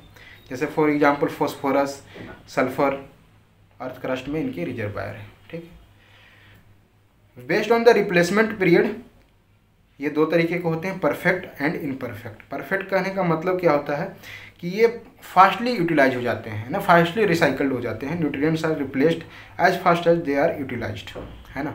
फॉर एग्जांपल जो भी गैसियस साइकिल हैं वो सारे है ना परफेक्ट में आते हैं, परफेक्ट न्यूट्रिएंट साइकिल में आते हैं। और जो बिल्कुल मतलब कि स्लो रेट जिनका होता है वो उनको कहेंगे इनपरफेक्ट, ठीक है। इनपरफेक्ट जो न्यूट्रिएंट साइकिल हैं ये होते हैं। तो मेनली हमको क्या पढ़ना है, गैसियस और सेडिमेंट्री ही पढ़ना है, ठीक है। क्योंकि इनपरफेक्ट का एग्जाम्पल सेडिमेंट्री साइकिल है और परफेक्ट का एग्जाम्पल गैसियस साइकिल है। गैसियस साइकिल में सबसे पहला हम लोग पढ़ रहे हैं कार्बन साइकिल के बारे में। ध्यान से देखिएगा कार्बन साइकिल, किस तरह से कार्बन साइकिल चल रहा है। तो आपने देखा कि जो एटमॉस्फेयर में, ठीक है, जो कार्बन डाइऑक्साइड है उसको कौन यूटिलाइज कर रहा है, ये प्लांट यूटिलाइज कर रहा है। ध्यान से देखिए। और ये प्लांट जो है, प्लांट को कौन फूड बना रहा है, ये एनिमल, है ना। यहाँ पर आप देख रहे हैं, है ना, ये हॉर्स है। मेरी डायग्राम उतनी अच्छी नहीं है, ये हॉर्स है, उसके हॉर्स इनको अपना भोजन बना रही हैं। अब जो हॉर्स के जो वेस्ट मटेरियल है वो क्या है, ये सॉइल में जाएगा, और वही वेस्ट मटेरियल में से क्या है, कार्बन डाइऑक्साइड भी रिलीज होता है। और ये कार्बन डाइऑक्साइड फिर क्या है कि ये यूटिलाइज कर लिए जाएंगे प्लांट्स के द्वारा, ठीक है। अब ये जो प्लांट्स हैं, इनके जो कुछ डेड ऑर्गेनिक मैटर्स होंगे वो भी क्या होंगे, वो भी कार्बन डाइऑक्साइड रिलीज करेंगे, और ये सीधे फिर क्या होगा कि ये डिपॉजिट हो जाएंगे। अगर ये मतलब कि वाटर के द्वारा रन ऑफ होकर फिर ओशियन में ये डिपॉजिट हो जाते हैं, और फिर डिपॉजिट होकर ये रॉक्स में जाकर डिपॉजिट हो जाते हैं, और फिर तो बहुत ही ज़्यादा मतलब कि एक लॉन्ग पीरियड के बाद फिर ये जाके एटमॉस्फेयर में रिलीज होते हैं। और यहाँ पर आप देखिए कि जैसे कि जो प्लांट्स है उसको कंज्यूम कर रहा है ये एनिमल, और एनिमल रेस्पिरेशन के थ्रू ये कार्बन डाइऑक्साइड को फिर से एटमॉस्फेयर में लौटा रहा है। तो इस तरह से ये कार्बन साइकिल है। कार्बन साइकिल को आप दो टर्म में आप डिवाइड कर सकते हैं। जैसे शॉर्ट टर्म में कैसे क्या हुआ, यहाँ रेस्पिरेशन हो रहा है, ये इसे फीड ऑन कर रहा है, तो सीधे ये कार्बन जो है वो प्लांट्स लिए, और प्लांट्स से फिर क्या है, प्लांट्स को फीड किया एनिमल और एनिमल रेस्पिरेशन के द्वारा ये फिर से कार्बन डाइऑक्साइड एटमॉस्फेयर में चला गया। तो ये बहुत ही शॉर्ट टर्म में हो गया। लेकिन लॉन्ग टर्म भी होता है कि जैसे कि अगर वो जाकर कहीं पे है ना फोजिल्स बनकर है ना वो सॉइल में बेड रॉक में वो चले जाते हैं, तो फिर क्या होता है मिलियंस ऑफ ईयर्स के बाद फिर वो फॉजिल फ्यूल्स के फॉर्म में ये वापस एटमॉस्फेयर में आते हैं। तो ये लॉन्ग टर्म साइकिल। तो देयर आर टू टाइप्स है ना, short term cycle and long term cycle of carbon cycle. तो ये हमने देखा। नेक्स्ट जो साइकिल है वो है नाइट्रोजन साइकिल। नाइट्रोजन के बारे में बात की जाए तो ये एटमॉस्फेयर के लगभग 78% है ना नाइट्रोजन है। तो nitrogen is abundant in the atmosphere और ये है कि building block of all living tissues. Nitrogen is building block of all living tissues, क्योंकि जो प्रोटीन्स हैं है ना, जो प्रोटीन्स आपने सुना होगा, एमिनो एसिड के बारे में सुना होगा, इनकी जो फंडामेंटल जो जिससे ये बना होता है वो नाइट्रोजन ही है। ठीक है, fundamental element is the nitrogen. बाकी जैसे कि ऑक्सीजन 21% है, कार्बन डाइऑक्साइड जो है 0.003% है। लेकिन ये जो एटमॉस्फेयर में इतना एबंडेंटली अवेलेबल है नाइट्रोजन, फिर भी ये डायरेक्टली यूटिलाइज नहीं किया जा सकता है बहुत सारे ऑर्गेनिज्म के द्वारा। मोस्ट ऑफ द ऑर्गेनिज्म, यहाँ पर ऑल नहीं लिखा गया है, मोस्ट है, यानी कि कुछ ऑर्गेनिज्म उसको यूटिलाइज कर सकते हैं, लेकिन ज़्यादातर जो है ना वो डायरेक्टली यूटिलाइज नहीं कर सकते हैं। इसीलिए क्या किया जाता है, पहले इसको फिक्सेशन किया जाता है इस नाइट्रोजन को यूटिलाइज करने के लिए। और ये फिक्स्ड किस फॉर्म में किए जाते हैं, अमोनिया, नाइट्रेट्स या नाइट्राइट्स। अब ये इसके 3 मेथड हैं है ना, पॉपुलर 3 मेथड हैं जिनके द्वारा ये फिक्सेशन किए जा सकते हैं। पहला कि बाई माइक्रो ऑर्गेनिज्म इनको फिक्सेशन कर दे, इनको मतलब कि जो एटमॉस्फेरिक नाइट्रोजन है उनको फिक्स करके अमोनिया नाइट्राइट्स या नाइट्रेट्स में बदल दें। कौन, माइक्रो ऑर्गेनिज्म। माइक्रो ऑर्गेनिज्म जैसे कि कुछ बैक्टीरिया है ना, ब्लू ग्रीन एल्गीज हैं, वो ऐसा कर सकते हैं। सेकेंड है या तो आप इंडस्ट्रियल प्रोसेस में है ना, जैसे कि फर्टिलाइजर्स जो फैक्ट्रीज हैं उसमें ये नाइट्रोजन को अमोनिया सब में कन्वर्ट किया जाता है। And third one is the thunder और लाइटनिंग। थंडर और लाइटनिंग से भी क्या है कि ये नाइट्रोजन जो एटमॉस्फेरिक नाइट्रोजन ये कन्वर्ट होकर अमोनिया में चेंज हो जाते हैं, लेकिन ये बहुत ही कम अमाउंट में ऐसा कर पाता है। इसलिए हमारे पास ये सिर्फ 2 ही मेथड लार्जली अवेलेबल है। अब देखिए जो एटमॉस्फेरिक नाइट्रोजन है किस तरह से क्या है कि जो लिविंग फ्री लिविंग जो नाइट्रीफाइंग बैक्टीरिया है वो उसको अमोनिया में बदल रही हैं और ये फिर अमोनिया कौन, ये प्लांट यूटिलाइज कर लेगा। इसके एग्जाम्पल हैं जैसे कि एजोबैक्टर जो कि एरोबिक रेस्पिरेशन करता है, एरोबिक इन्वायरमेंट में ये काम करता है। Next example is the clostridium. ये एग्जाम्पल्स आपको याद रहने चाहिए, मैं बार बार बोल रहा हूँ, जो कि एनारोबिक है ना प्रोसेस के थ्रू ये नाइट्रोजन फिक्सेशन करता है। तो ये नाइट्रीफाइंग बैक्टीरिया है, एजोबैक्टर एंड क्लोस्ट्रीडियम। नेक्स्ट है सिम्बायोटिक नाइट्रीफाइंग बैक्टीरिया है ना, फॉर एग्जांपल राइजोबियम। राइजोबियम आपको पता होगा, आपने लोअर क्लासेस में भी पढ़ा होगा कि ये लेगुमिनस प्लांट यानी कि जो दलहन होती हैं, जो पल्सेस होती हैं उनके जड़ों में होती हैं, या फिर कुछ नन लेगुमिनस जो हैं प्लांट्स उनके रूट नोड्यूल्स में भी ये पाए जाते हैं राइजोबियम। तो ये डायरेक्टली जो है एटमॉस्फेरिक जो नाइट्रोजन है उसको फिक्स करके सीधे सॉइल में मिला देते हैं और ये प्लांट्स हैं उसको यूटिलाइज कर लेते हैं। नेक्स्ट जो है वो है blue green algae. Blue green algae में जैसे कि एनाबेना एग्जाम्पल हो गया, स्पिरुलिना हो गया, ये भी फिक्स कर सकते हैं। तो ये तो हो गया माइक्रो ऑर्गेनिज्म की किस तरह से ये एटमॉस्फेरिक नाइट्रोजन को फिक्स कर रहे हैं। नेक्स्ट है कि क्या है कि जो अमोनियम आयन है, ठीक है, ये तो डायरेक्टली प्लांट्स के द्वारा लिया जा सकता है, लेकिन फिर ये फर्दर क्या है कि ऑक्सीडाइज किए जाते हैं नाइट्रेट्स एंड नाइट्राइट्स के फॉर्म में। और ये किसके द्वारा किए जाते हैं, तो अगेन एक तरह का बैक्टीरिया है जो कि नाइट्रोसोमनास नाम है, जो कि नाइट्राइट्स अमोनिया को नाइट्राइट्स में कन्वर्ट करता है, और नाइट्रोबैक्टर जो हैं वो अमोनिया को नाइट्रेट्स में कन्वर्ट करते हैं। तो इस तरह से ये प्रोसेस होता है। अब ये आप साइकिल के रूप में यहाँ पे देख लें तो एटमॉस्फेरिक जो नाइट्रोजन है ये थंडर स्टॉर्म के द्वारा है ना इसको फिक्सेशन हुआ, और ये क्या है कि ये नाइट्रोजन फिक्सेशन या तो थंडर स्टॉर्म हो जाए या तो फिर ये नाइट्रोजन फिक्सेशन जो बैक्टीरिया है वो कर ले, और ये क्या है कि फिर ये नाइट्रोजन क्या है जो अमोनिया जो फॉर्म हुआ वो प्लांट्स के द्वारा यूटिलाइज किया गया। अब ये प्लांट्स जो हैं ये क्या है कि एक सोर्स ऑफ एमिनो एसिड है, और ये जो एमिनो एसिड है ये डेट्रिटस के फॉर्म में, अगर ये डेड हो जाएगा तो डेट्रिटस के फॉर्म में फिर ये डेट्रीबोरस उनको डिकम्पोज करेंगी और ये अमोनिया में कन्वर्ट हो जाएगा, है ना। अमोनिया में कन्वर्ट होगा और ये फिर से जो बैक्टीरिया है, कुछ बैक्टीरिया जो कि अभी मैंने आपको बताया, वो क्या है, इसे नाइट्रेट्स या नाइट्राइट्स में इनको कन्वर्ट करेगी। जैसे कि यहाँ पर नाइट्रेट्स लिखा हुआ है, यानी कि नाइट्रोबैक्टर इनको, है ना, कन्वर्ट करके नाइट्रेट्स बना रही हैं। और फिर ये क्या है कि प्लांट की, या तो प्लांट के लिए द्वारा यूटिलाइज कर लिया जाए, या तो डीनाइट्रीफाइंग बैक्टीरिया एक होती हैं कि जो कि नाइट्रेट्स को नाइट्रोजन में चेंज कर दे। ठीक है, तो डीनाइट्रीफाइंग भी बैक्टीरिया हैं कि जो कि अगेन नाइट्रेट्स, अमोनिया, ये सब को नाइट्रोजन में चेंज कर दे रही हैं और ये एटमॉस्फेरिक नाइट्रोजन में चला जा रहा है। ठीक है, तो इस तरह से ये चीज़ें, ये साइकिल चलता है। नेक्स्ट है सेडिमेंट्री साइकिल। सेडिमेंट्री साइकिल अभी हमने देखा, ये तो गैसेस देख लिया, अब हम देखते हैं सेडिमेंट्री। सेडिमेंट्री में हमें क्या क्या पढ़ना है, जो फॉस्फोरस है ना और सल्फर, दो बहुत ही इंपॉर्टेंट है। जो सेडिमेंट्री जो साइकिल है उनका जो रिजर्वायर्स है वो किस तरह से मतलब कि ये एटमॉस्फेयर में आती हैं। तो नॉर्मली क्या है कि ये जो साइकिल एटमॉस्फेयर के थ्रू नहीं होती, इनका जो फ्लो होने का जो रास्ता है, या तो इरोजन, सेडिमेंटेशन, माउंटेन बिल्डिंग, है ना, वोल्केनिक एक्टिविटी, बायोलॉजिकल ट्रांसपोर्ट, है ना, biological transport through the excreta of the marine birds, इसके जरिए ये सेडिमेंट्री साइकिल्स अचीव होता है, ये प्रोसेस चलता है। इसमें पहला है फॉस्फोरस साइकिल। फॉस्फोरस साइकिल जो है वो लार्ज अमाउंट में, है ना, एक मिनरल है जो कि फॉस्फेट रॉक में, रॉक के फॉर्म में अवेलेबल है अपने अर्थ पे। ठीक है, और ये जो अब जो भी इन्वायरमेंट में जो इंटर करता है वो इरोजन के थ्रू करता है। जैसे अभी हम प्रोसेस को समझेंगे कि किस तरह से चल रहा है ये साइकिल, किस तरह से चल रहा है। जो इसकी जो इम्पोर्टेंट बातें हैं उसको आप ध्यान में इसको रखें, क्योंकि इससे स्टेटमेंट बना सकता है यूपीएससी। ठीक है, जो ये फॉस्फोरस है, तो जो ये फॉस्फेट्स होते हैं, जो फॉस्फोरस होते हैं, वो मेन रीजन है, ठीक है, excessive growth of rooted and free floating microscopic plants in lakes. जो एल्गी जो हैं उनका जो एल्गल ब्लूम आपने पढ़ा होगा, या फिर आप आगे जाके पढ़ेंगे इन्वायरमेंट में ही मैं आपको बताऊंगा, तो एल्गल ब्लूम, तो ये एल्गल ब्लूम का एक मेन रीजन है। क्या होता है कि ये रन ऑफ करके जब वाटर बॉडीज में चले जाएंगे तो one of the finest nutrients है ये प्लांट्स के लिए, फ्री फ्लोट प्लांट्स के लिए और एल्गी के लिए। तो जिनसे क्या होता है कि न्यूट्रिएंट्स पाकर ये एल्गी बहुत ज़्यादा ही फल फूल जाते हैं और बहुत ज़्यादा इनका विस्तार हो जाता है, उसी को कहते हैं एल्गल ब्लूम। ठीक है, मेन स्टोरेज इनका अर्थ क्रस्ट, है ना।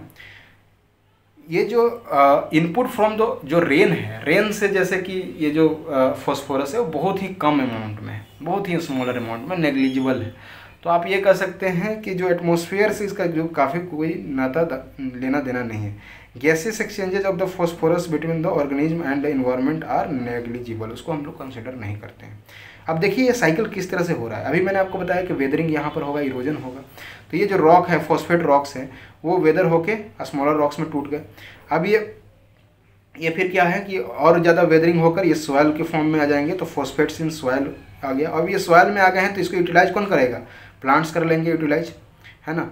अब ये प्लांट्स को कौन फीड ऑन करता है, तो ये रैबिट है, इसको फीड ऑन कर लेगा। अब इसके जो ऑर्गेनिक जो वेस्ट मटेरियल हैं और इसके जो डेड मटेरियल्स हैं, इसको क्या है, ये डेट्रिटस के फॉर्म में आ जाएगा और इनको डिकम्पोजिस जो डेट्रीवोर्स हैं उनको क्या करेंगे, डिकम्पोज करके वापस इसको सॉइल में मिला देंगे।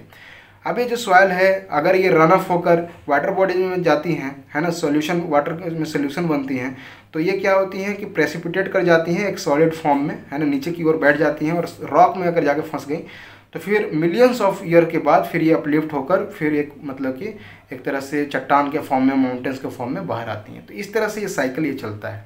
तो आप देख रहे हैं कि गैसीय साइकिल जो है वो बहुत रैपिड होता है, और ये सेडिमेंट्री साइकिल आप देखें कितना ज़्यादा टाइम लेता है रिसाइकल होने में। इसीलिए वो परफेक्ट और इनपरफेक्ट वाला क्लासिफिकेशन किया गया है। नेक्स्ट देखते हैं सल्फर साइकिल, बहुत ही इंपॉर्टेंट है। ठीक है, क्वेश्चन पूछे गए हैं।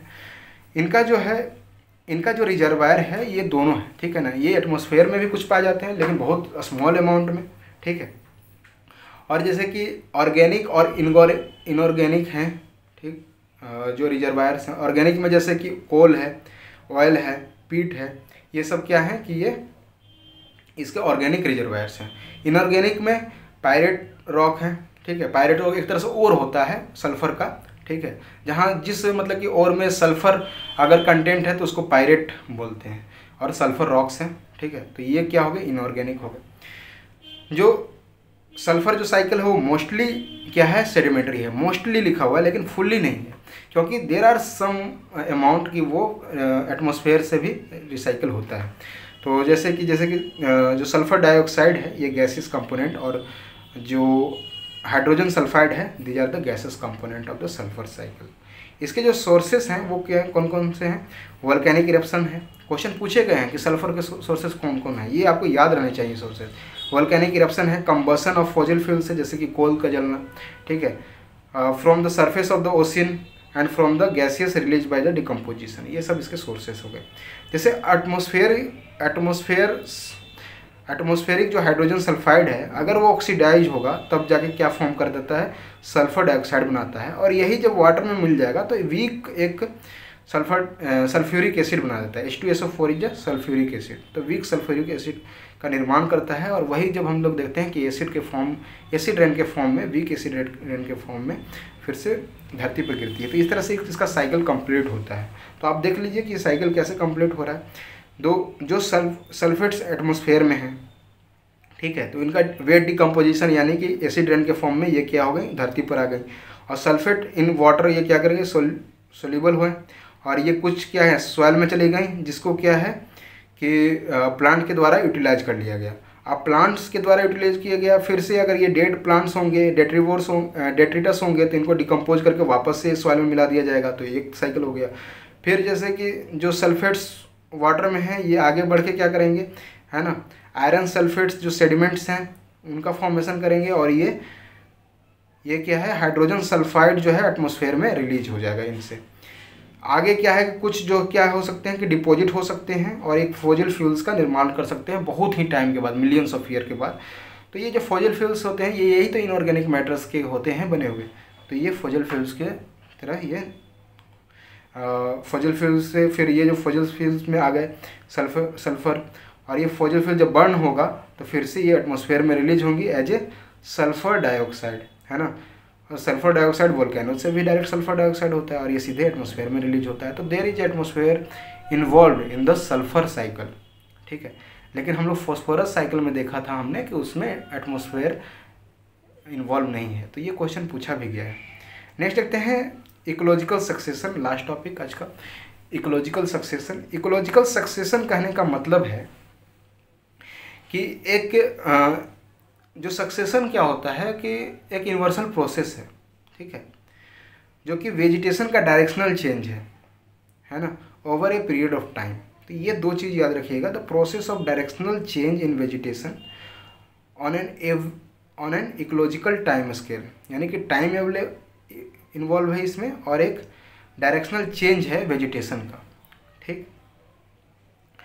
इसमें क्या है कि होता क्या है एक्चुअली, ये सरल भाषा में आप समझें, हो सकता है कि आपको इंग्लिश का डेफिनेशन समझ में ना आए ढंग से, क्योंकि बुकिश लैंग्वेज होती है।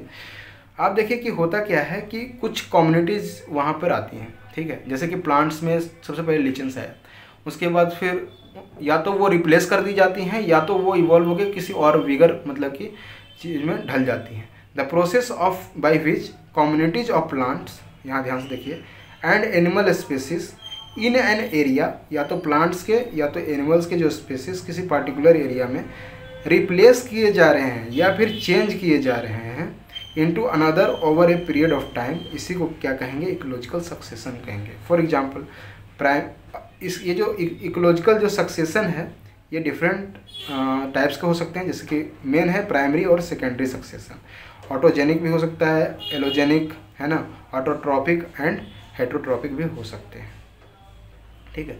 प्राइमरी जो सक्सेशन है इसके बारे में बात की जाए तो जो पहला जो प्राइमरी सक्सेशन क्या होता है कि यहाँ पर पहले वैसे प्लस पर मतलब कि सबसे पहली बार लिविंग थिंग्स वहाँ पर जनरेट हो रहा है जहाँ पे पहले कुछ और नहीं था, ठीक है। Takes place over and bare और unoccupied areas such as rock, newly form deltas, sand dunes, emerging volcano island where no community has existed previously. कोई पहले कम्युनिटी वहाँ पे नहीं था, ये फर्स्ट कम्युनिटी वहाँ पर आ रही है, तो इसी को बोलेंगे प्राइमरी सक्सेशन। और एग्जांपल्स में यहाँ पे दिया है कि जैसे कि rock, newly form deltas, sand dunes यहाँ पे, ठीक है। और जो पहला जो प्लांट इसमें जो या फिर कोई स्पीसीज है ना, जो इन्वेड करेगी, जो पहली जो स्पीसीज आएगी उसी को हम लोग क्या कहेंगे, पायोनियर स्पीसीज कहेंगे। ठीक है, तो सबसे पहले जैसे कि एग्जांपल हम देख लेते हैं किस तरह से ये सक्सेशन चलता है। तो सबसे पहले मान लीजिए कि बेयर सिर्फ रॉक था, ठीक है, इस पर लिचेंस आए, ठीक, तो लिचेंस आए, उसके बाद फिर स्मॉल एनल प्लांट्स एंड लिचेंस आए, फिर ग्रासेस आए, फिर सर्ब्स आए, फिर ट्रीज आए। तो इस तरह से इसका सक्सेशन होता गया। ठीक है, तो ये क्या हो गया, यहाँ पे मैंने बताया था जो पायनियर जो स्टेज, तो ये पायनियर स्टेज हो गया क्योंकि ये फर्स्ट जो स्पीसीज है टू कम, है ना, ऑन बेयर रॉक, तो ये पायनियर स्टेज हो गया। फिर ये सक्सेशनल स्टेज बोलते हैं या इंटरमीडिएटरी स्टेज बोलते हैं। ठीक है, और नेक्स्ट जो फाइनली क्या हो जाता है वो है क्लाइमेक्स कम्युनिटी, यानी कि उसके बाद क्या होगा कि जैसे ट्रीज है तो उसके बाद ट्रीज की क्लाइमेक्स आ जाएगी, वो ट्रीज भी वाइप आउट कर लिए जाएंगे, फिर नए स्पीसीज आएंगे। तो इस तरह से सक्सेशन चलते रहता है। नेक्स्ट है सेकेंडरी सक्सेशन, मतलब कि अभी मैंने बताया कि ये जो क्लाइमेक्स जो कम्युनिटी है ये वाइप आउट, इसका डिस्ट्रक्शन भी हो सकता है। तो डिस्ट्रक्शन करने के बाद जो फिर कम्युनिटी फॉर्म होगी, जो सक्सेशन मतलब कि जारी रहे, कंटिन्यू करेगा, तो उसे हम कहेंगे सेकेंडरी सक्सेशन। तो जो क्लाइमेक्स कम्युनिटी है तो कब होगा सेकेंडरी सक्सेशन, जब ये क्लाइमेक्स कम्युनिटी फुली डिस्टर्ब हो जाए या कंप्लीट और पार्शियल डिस्ट्रक्शन हो जाए इसका। ठीक है, यहाँ पर क्या है कि या फिर तीसरी कंडीशन है कि मैच्योर और इंटरमीडिएटरी जो कम्युनिटी है, यानी कि ये जो स्टेज है ये भी डिस्ट्रॉय हो जाए या डिस्टर्ब कर दिया जाए फ्लड्स या फायर के द्वारा। ठीक है, तो इसको भी हम लोग कहेंगे secondary succession. Secondary and primary succession में, है ना, कुछ डिफरेंसेस हैं। जैसे कि प्राइमरी जो सक्सेशन है वो बिल्कुल ही वैसे जगह पर आता है जहाँ पे पहले कुछ नहीं था, है ना, these are the first to come. और सेकेंडरी क्या है कि वहाँ पर ऑलरेडी था लेकिन क्लाइमेक्स कम्युनिटी के डिस्ट्रक्शन के बाद वो सक्सेशन शुरू हुई है। ये दोनों में मेजर डिफरेंस है। प्राइमरी सक्सेशन का जो रेट होता है, जो सक्सेशन रेट होता है वो बहुत ही स्लो होता है क्योंकि यहाँ पर पहले कोई भी न्यूट्रिएंट्स ऐसा अवेलेबल नहीं है। ये ऑर्गेनिज्म आ रहे हैं और वो न्यूट्रिएंट्स उसको और न्यूट्रियस बना रहे हैं उस सॉइल को। पहले तो बिल्कुल बेयर रॉक था, मैंने जैसे एग्जांपल बताया, या सैंड ड्यून्स है। ठीक है, तो वहाँ पर जो सक्सेशन होगा, जो प्राइमरी सक्सेशन होगा, तो rate of primary succession is relatively slow, बहुत ही स्लो होगा। लेकिन सेकेंडरी सक्सेशन के लिए तो ऑलरेडी वहाँ पर न्यूट्रिएंट्स अवेलेबल है क्योंकि ऑलरेडी एक मतलब कि सक्सेशन होकर और जा चुका है ना, ऑलरेडी एक कम्युनिटी डिस्ट्रॉय हो चुकी है वहाँ पर, तो वहाँ पर पहले से न्यूट्रिएंट्स अवेलेबल हैं। तो यहाँ पर जो रेट होगा वो हाई होगा, यानी कि फास्ट होगा यहाँ पर सक्सेशन रेट। तो सेकेंडरी का जो सक्सेशन रेट है वो relatively fast than the primary succession, ये याद रखिए आप। उसके बाद फ्यू क्वेश्चंस हैं वो आप देख लीजिए।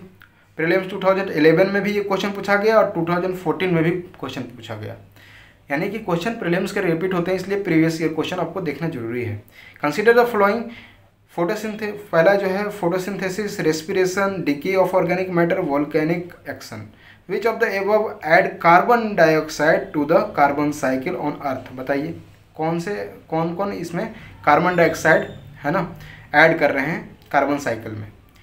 तो फोटोसिंथेसिस कार्बन देता है ना, बिल्कुल गलत। फोटोसिंथेसिस में क्या है, कार्बन यूटिलाइज किया जाता है प्लांट्स के द्वारा और वो ऑक्सीजन देता है।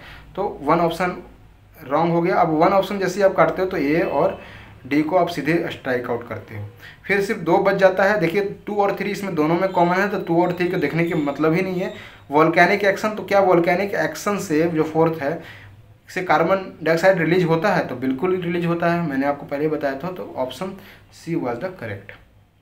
प्रीलिम्स 2013 का क्वेश्चन है which of the following adds nitrogen to the soil. कौन कौन से वैसे जो चीज़ हैं कि जो नाइट्रोजन सॉइल में ऐड कर रहे हैं। Excretion of urea by animals, बिल्कुल सही है, मैंने आपको बताया था जो वेस्ट मटेरियल है वो क्या है कि एनिमल्स के, वो नाइट्रोजन साइकिल का ये पार्ट है।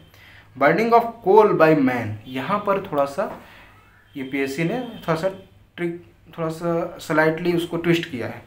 अब ये देखिए क्वेश्चन दोबारा पढ़िए। Which of the following adds nitrogen to the soil. Soil में कौन सा नाइट्रोजन ऐड करता है, ना कि एटमॉस्फेयर में। तो अगर बर्न हो रहा है coal, burning of coal, no doubt कि उसमें नाइट्रोजन रिलीज होता है, नॉक्स होते हैं, आपको पता है फॉसिल फ्यूल में नॉक्स होते हैं, एक न्यूज में होता है रहता है। तो ये क्या है, लेकिन ये क्या है, बर्निंग ये एटमॉस्फेयर में ऐड कर रहा है ना कि सॉइल में। तो दिस ऑप्शन वाज रॉन्ग, ठीक है। डेथ ऑफ द वेजिटेशन, मैंने बताया था कि जो डिकम्पोजर्स होते हैं कि उसको फिर से सॉइल में मिलाते हैं, तो वो भी एक नाइट्रोजन साइकिल का वो पार्ट है।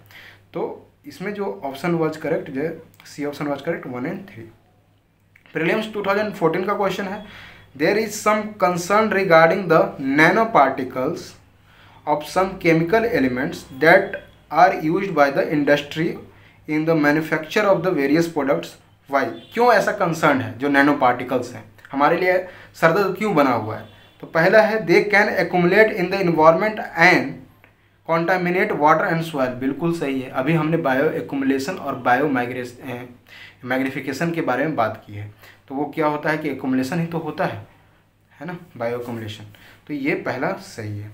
They can enter the food chain, बिल्कुल सही है, फूड चेन में ही इंटर हो रही हैं, तभी तो मैग्निफिकेशन हो रहा है, बायो मैग्निफिकेशन मैंने आपको बताया था। Third one is that they can trigger the production of the free radicals. This one is not correct, ठीक है, फ्री रेडिकल्स का ऐसा कोई फॉर्मेशन नहीं करते। तो 1 and 2 was the correct and option A was the correct, ठीक। Prelims 2029 का, सॉरी प्रीलिम्स 2019 का, 29 में पहुंच गया। प्रीलिम्स 2019 का ये क्वेश्चन है, consider the following statement,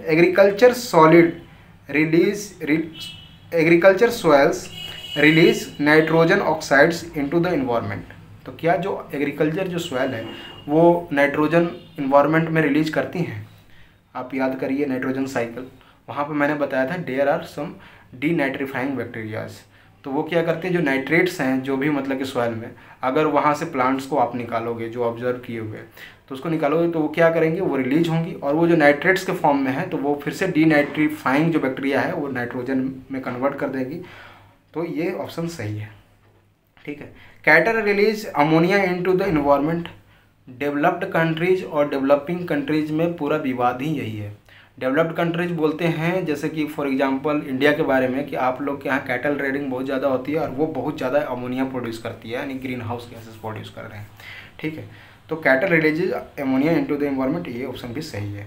poultry industry release reactive nitrogen compound into the environment, बिल्कुल सही है। पोल्ट्री इंडस्ट्री की बात कर रहा है, एकदम पूरे इंडस्ट्री की बात। तो आप जानते हो कि जो पोल्ट्री इंडस्ट्री है उसमें मीट के लिए भी यूज होता है, जब वो कटिंग होगा ये चीज़ क्या होगा, तो ये क्या है कि वो नाइट्रोजन है ना, जो रिएक्टिव नाइट्रोजन वो रिलीज किए जाते हैं। न्यूज़ में था पार्टिकुलरली 2018-19 में, इसलिए ये ऑप्शन डाला था। तो ऑप्शन नंबर 3 भी सही है and we arrive at option number D. Prelims 2018 का क्वेश्चन है, with reference to the agricultural soil consider the following statement. A high content of organic matter in soil drastically reduces its water holding capacity. High content of organic matter है ना, ये organic matter का content आपको humification अभी हमने बताया था। तो क्या ये मतलब कि सॉइल का है ना वाटर होल्डिंग कैपेसिटी को कम कर देता है? वो भी दिया है ड्रास्टिकली, मतलब समझिए कि कितना मतलब कि आपको हिंट दे रहा है ड्रास्टिकली, कि बिल्कुल ही एकदम तुरंत वो वाटर होल्डिंग कैपेसिटी खत्म हो जाएगा। तो पहली बात कि ऑर्गेनिक मैटर से वाटर होल्डिंग कैपेसिटी कम नहीं होती बल्कि बढ़ती है। तो ये ड्रास्टिक, और दूसरी बात ये ड्रास्टिकली दिया हुआ है, एक एक्सट्रीम वर्ड दिया हुआ है, तो ये ऑप्शन गलत था। अब जैसे ही 1 ऑप्शन गलत होता है तो बाकी ऑप्शन आपको देखने की जरूरत ही नहीं है। देखो कि सब ऑप्शन में ए में ऑप्शन A1 है, सी में है और डी में है, तो तीनों ऑप्शन को आप काट सकते हो। तो सीधे सिर्फ बी ऑप्शन जो थर्ड ओनली, ये सही हो जाएगा।